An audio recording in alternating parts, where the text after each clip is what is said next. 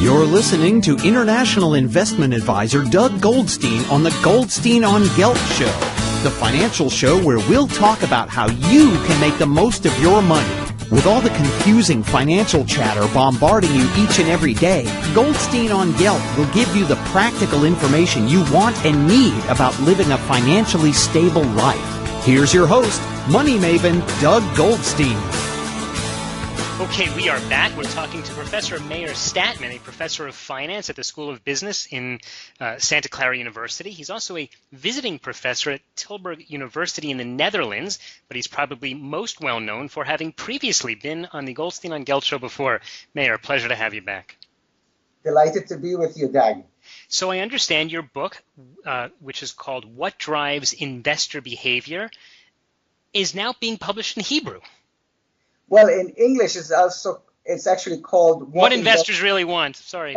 That's right. And in Hebrew, that was the subtitle. In Hebrew, it is called Ma Over LaMashki'im Barosh. It is a book that I helped translate. I did not translate. Michael Tavor did. But it was a delight to go back and help translate into Hebrew, which is, of course, my original language.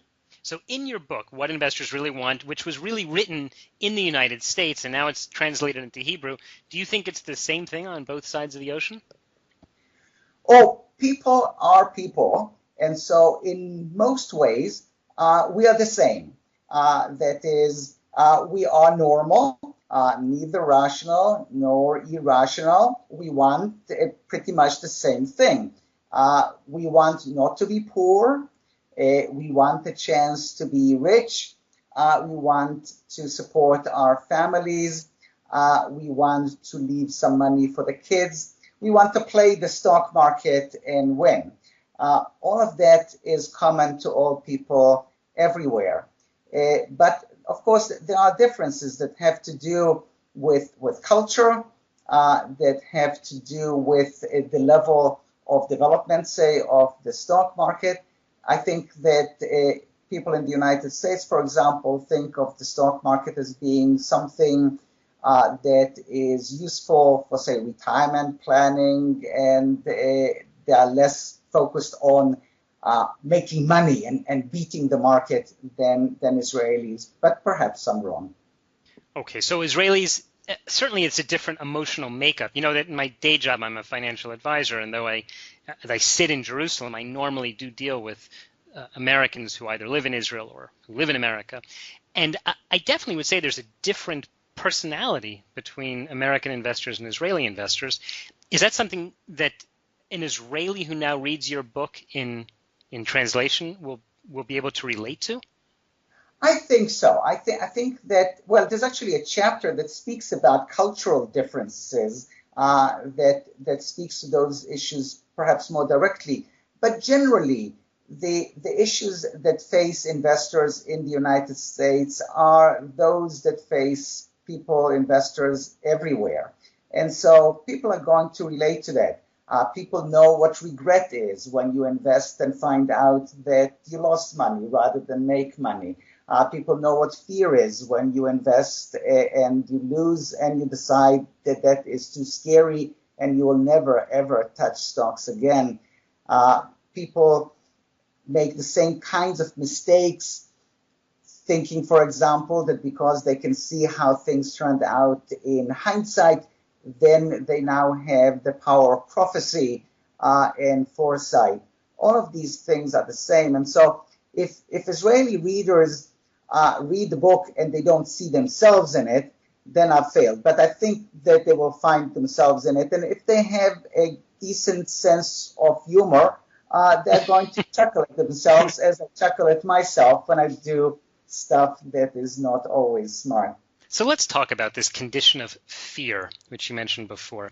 One of my experiences as a financial advisor and just watching what goes on is sometimes I think that people don't have enough fear.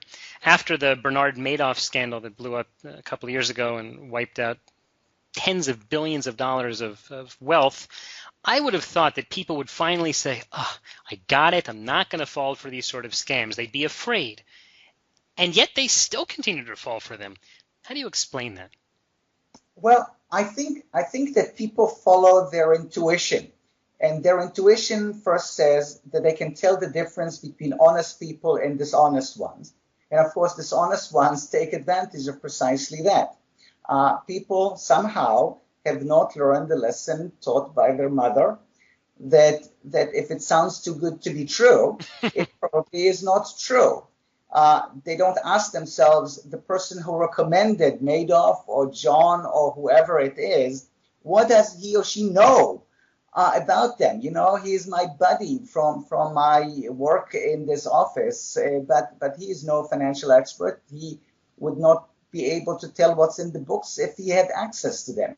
Mm-hmm. And so that is the problem we always have. In hindsight, it kind of looks like, well, everyone could have told that Madoff is a crook, but it was not as clear and so in foresight. And so what we need to do is ask ourselves, one, what is it that we know, and how reliable is the information that we have, and then figure out that if it sounds too good to be true, it probably is not true. And so when you kind of give up on finding gems, you're going to miss on some true gems, but you're going to also avoid a lot of coal. All right. We are talking with Professor Meir Statman, who's a professor of behavioral finance, and he is the author of the book What Investors Really Want, which has recently been translated into Hebrew. Meir, let me touch on something which you said, which is that if people could just step back and look at the information, maybe they'd be able to make better decisions. They would say, well, you know, what does Madoff know any better? But isn't there a study in the world of behavioral finance that shows that even when people do have a lot of information, they still make bad decisions, specifically studies related to someone who has the benefit of getting a lot of news may actually underperform when he trades his account compared to someone who doesn't read as much news? Well, that is right. There's a difference between information and wisdom, which is how we process information.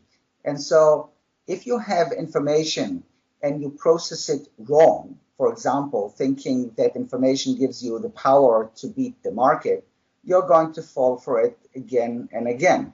But I know from my experience, and I imagine that the same is true for you, that we can use knowledge for the better. And so I ask myself every time I'm tempted to buy a stock because I've heard something good about it, or sell because I've heard something bad about it, I ask myself, who is the idiot on the other side of the fence? Yeah, it might be me there, buddy. Watch out. And if people did just that, which is not that difficult to do, they would say, wait a minute, it might well be that a person on the other side has inside information. What do I know that other people don't? And so I don't trade. I already have installed in my brain a hindsight detector. And so whenever I think that I knew in 2007 what is coming in 2008, I remind myself that, in fact, I did not.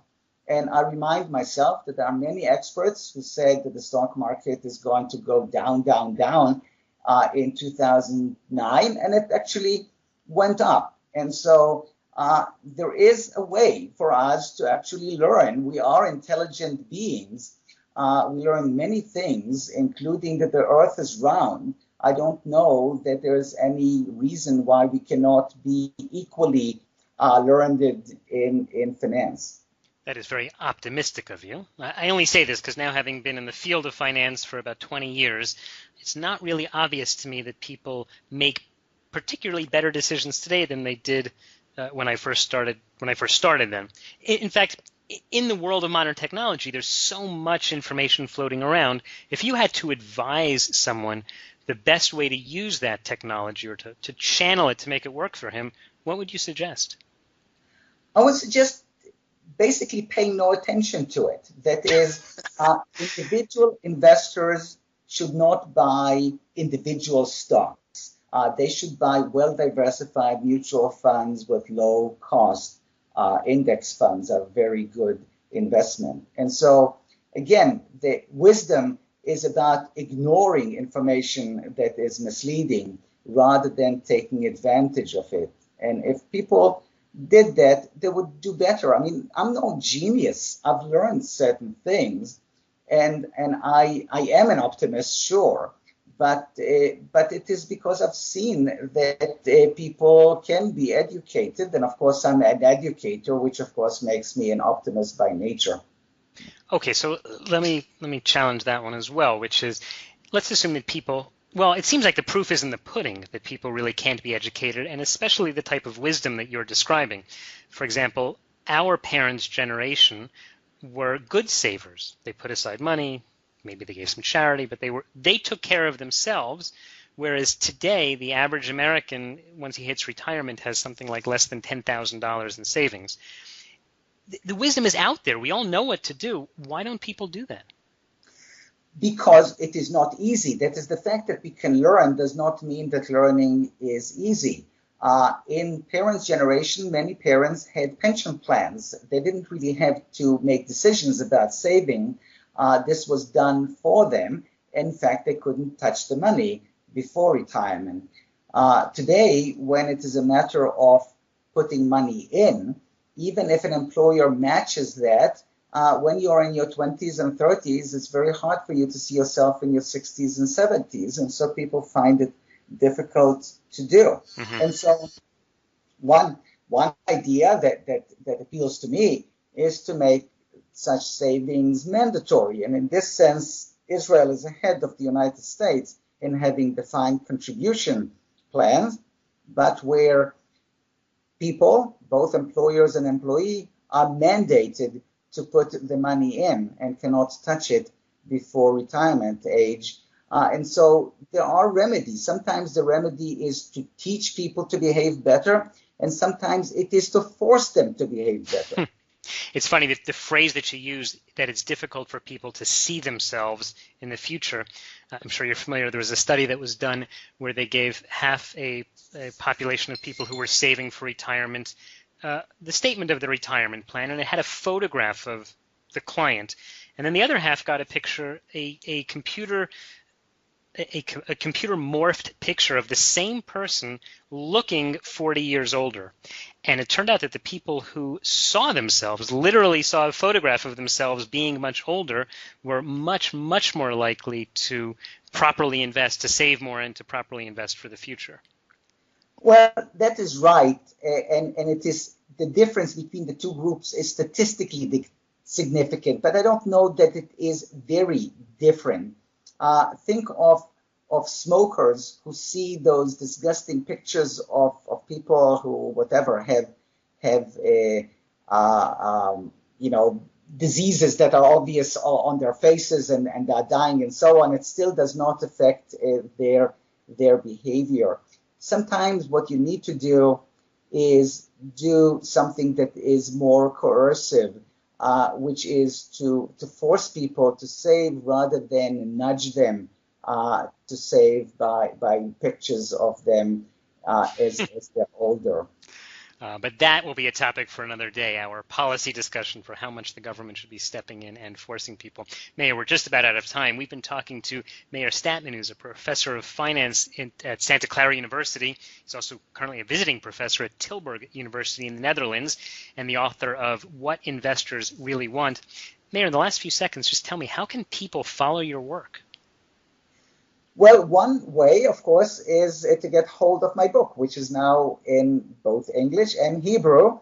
And second, there is a website where they can get access to my writings. The best way to actually get that is to put my name in Google. The first thing that should come up is my website, and I would welcome people visiting it and downloading articles that they find interesting. Great. Okay, Professor Meir Statman, thanks so much for your time. Thank you, Doug. You've been listening to the Goldstein on Gelt show with money maven Doug Goldstein. Doug's weekly radio show is heard around the world, but if you miss it, you can download the podcast at www.goldsteinongelt.com. The Goldstein on Gelt Show gives you up-to-date financial ideas so you can get on the path to financial freedom. If you'd like your questions answered on the air or off, send Doug an email to doug@profile-financial.com. It's your money for your future, so join Doug every week to build your wealth on the Goldstein on Gelt Show.